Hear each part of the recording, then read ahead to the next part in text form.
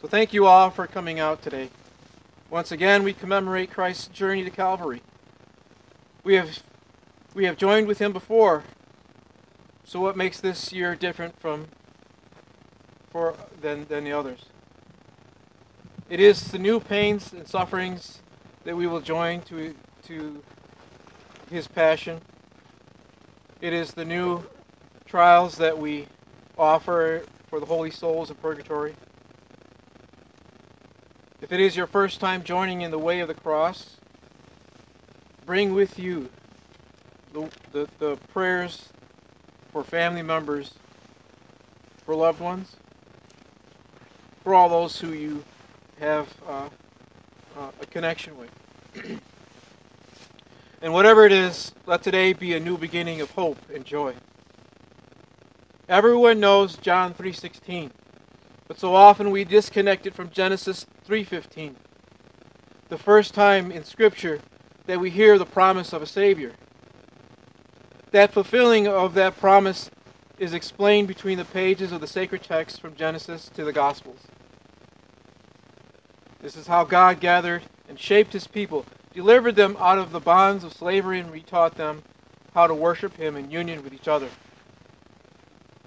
He then sent his Son to be with us, to teach us how to love one another and how to live in the kingdom.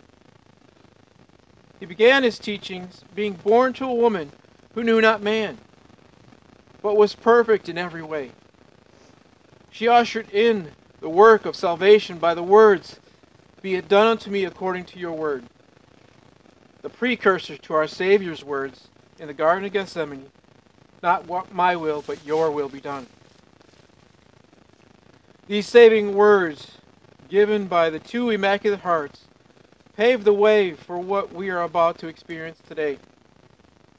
As you join us, give thought about yourself, but also about those throughout history and into the future who benefit from the work of salvation by Christ's passion and death.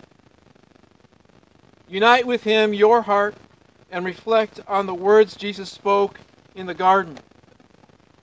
The 7 last words spoken from the sacred pulpit of the cross. Unite your sufferings to his to make up what is lacking in the suffering of Christ. As his work of redemption is being recounted, make today a renewal of mind and spirit to follow in his footsteps through the cross to the kingdom. He told us to pick up our crosses daily and follow him, because there is no victory without the cross, no crown of victory without the crown of thorns, and no Easter Sunday without Good Friday.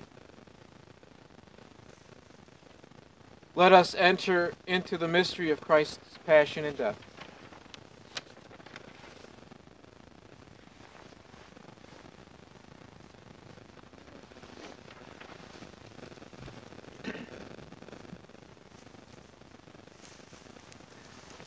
As we recall, last night we celebrated the first day of the Easter Triduum, Holy Thursday.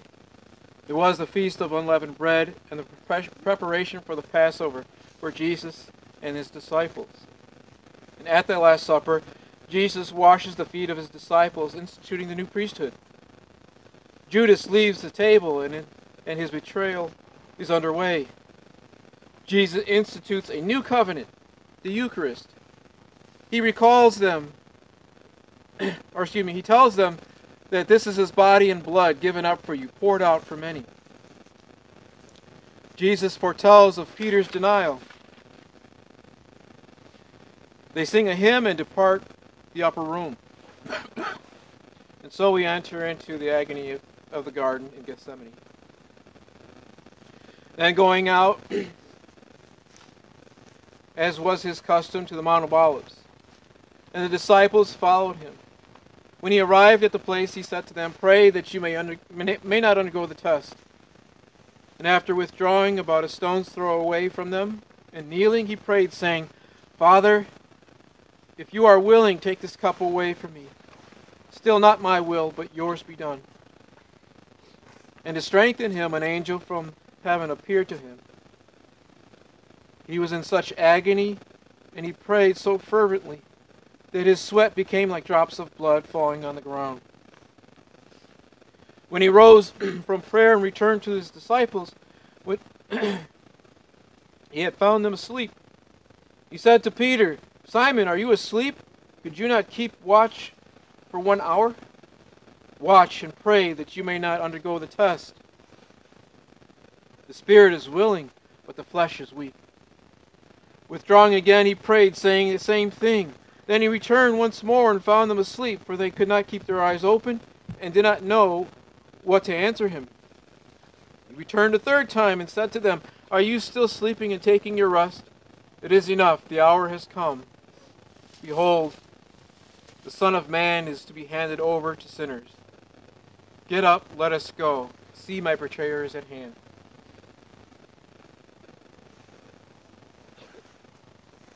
While he was still speaking, a crowd approached, and in front of it was one of the 12, a man named Judas.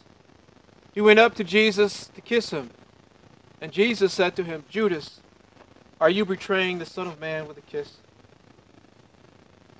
They arrested Jesus, and a fight broke out. Peter drew his sword and cut off the high priest's ear. His name was Malchus. But Jesus said in reply, "Stop. No more of this." Then he touched the servant's ear and healed him. Then Jesus said to him, "Put away your sword, for all who take the sword will perish by the sword. Do you think that I cannot call upon my Father, and he will not provide me at this moment with more than 12 legions of angels? But then how would the scriptures be fulfilled, which say that this must come to pass in this way?" At that hour Jesus said to the crowds, "Have you come out against a robber with swords and clubs to seize me? Day after day I was sat in the temple, yet you did not arrest me. But all this has come to pass, that the writings of the prophets may be fulfilled." Then all the disciples left him and fled. Now a young man followed him, wearing nothing but a linen cloth about his body. They seized him, but they left the cloth behind and ran off naked. Jesus is taken to Annas, the father-in-law of Caiaphas, the high priest. Simon Peter and another disciple followed.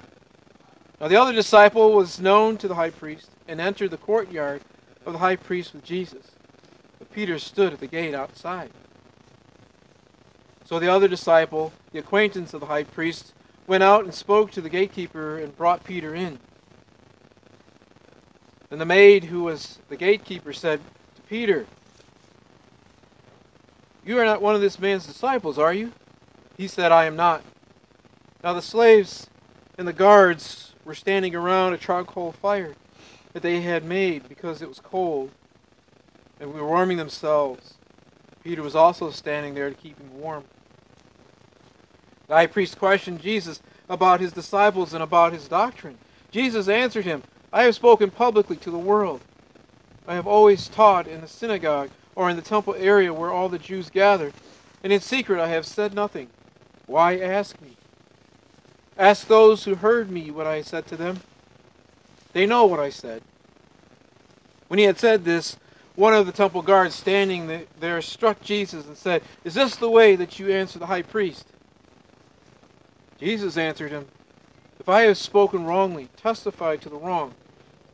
But if I have spoken rightly, why do you strike me?" Then Annas sent him to Caiaphas, the high priest. Jesus taken to the high priest Caiaphas' home, where the scribes, elders, and the chief priests, the Sanhedrin, which means council, had gathered. Those who had arrested Jesus led him away to Caiaphas, the high priest, where the scribes and the elders were assembled, and Peter was following him at a distance, as far as the high priest's courtyard. Going inside, he sat down with the servants to see the outcome. The chief priests and the entire Sanhedrin kept trying to obtain false testimony against Jesus in order to put him to death. They found none, though many false witnesses came forward. Finally, two came forward who stated, This man said, I can destroy the temple of God and within 3 days rebuild it. The high priest rose and addressed him. Have you no answer? What are these men testifying against you? But Jesus was silent. Then the high priest said to him, I order you to tell us under oath before the living God whether you are the Christ, the Son of God. Jesus said to him in reply, You have said so.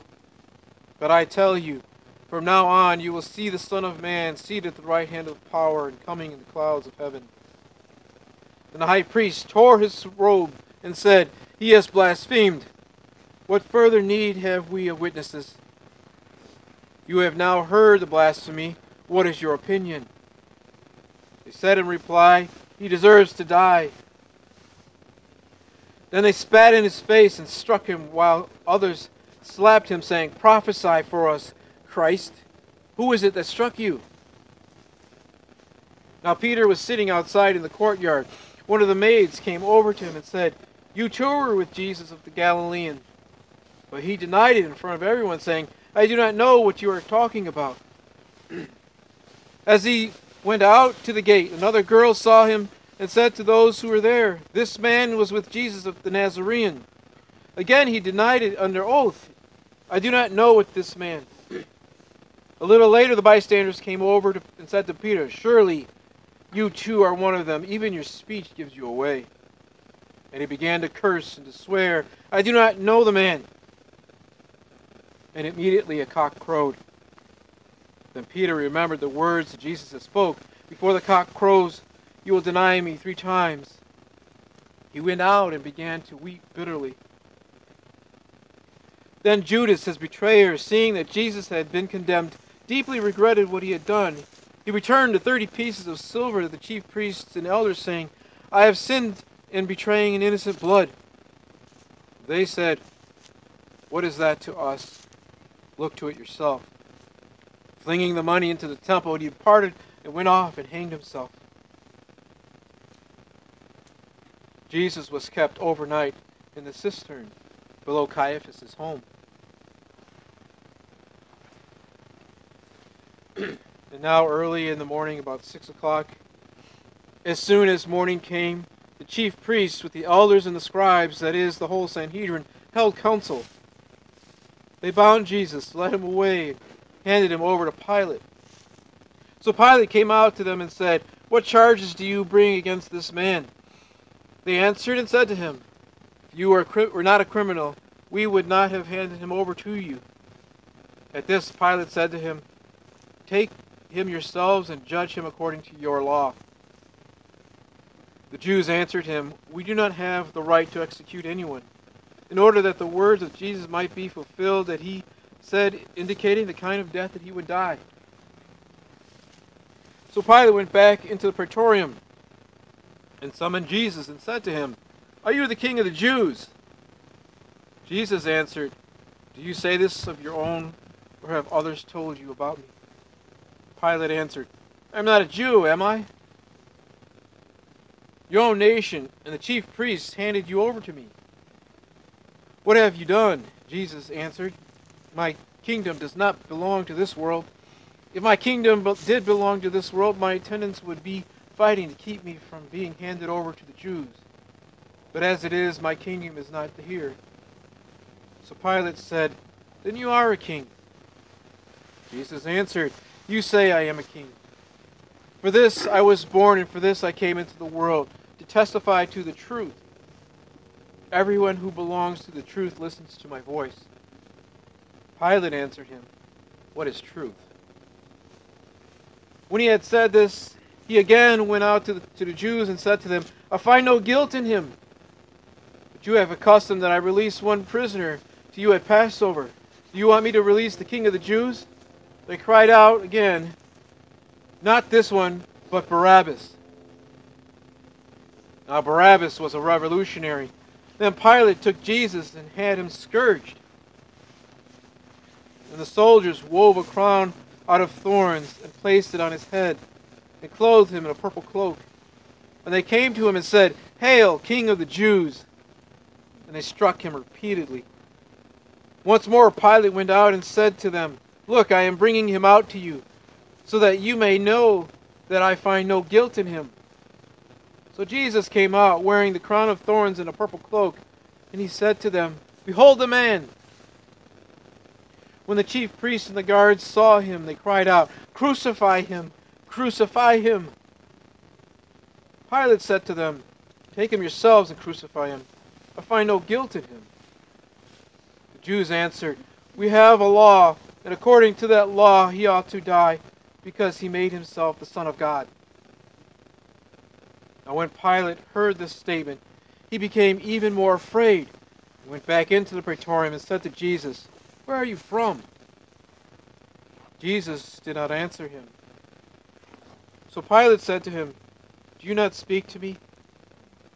Do you not know that I have the power to release you, and I have power to crucify you?" Jesus answered, "You would have no power over me if it had not been given to you from above. For this reason, the one who handed me over to you has the greater sin." Consequently, Pilate tried to release him, but the Jews cried out, "If you release him, you are not a friend of Caesar. Everyone who makes himself a king opposes Caesar." When Pilate heard these words, he brought Jesus out and seated him in the judge's bench at a place called Stone Pavement, in Hebrew, Gabbatha. It was preparation day for the Passover, and it was about noon. And he said to the Jews, "Behold your king." They cried out, "Take him away! Take him away! Crucify him!" Pilate said to them, "Shall I crucify your king?" The chief priests answered, "We have no king but Caesar." Then he handed him over to them to be crucified.